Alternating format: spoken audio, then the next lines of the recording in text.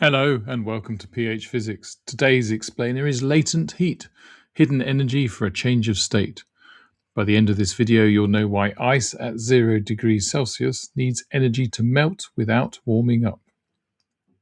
Latent heat is the energy needed to change the state of 1 kilogram of a substance without changing its temperature, the specific latent heat of fusion for melting, the specific latent heat of vaporization for boiling. Units, joules per kilogram. Three things. 1.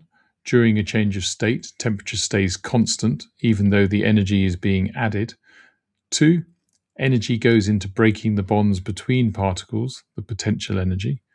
And 3. The specific latent heat of vaporization is usually much larger than the specific latent heat of fusion. Boiling needs more energy than melting.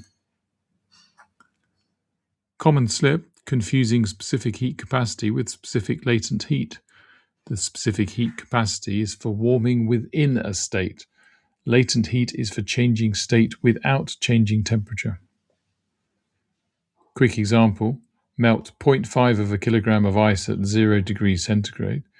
The specific latent heat of fusion for water is 334,000 joule per kilogram.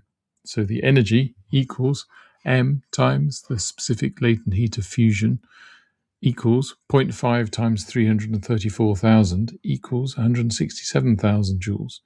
The ice becomes water, still at 0 degrees centigrade, but with 167 kilojoules more internal energy stored in the broken bonds. Right. If any of this is going to stick beyond this video, drop into phmaths.com. You'll find a free 4-week GCSE higher revision planner ready to download, plus the mastery workbooks across maths, physics, biology and chemistry.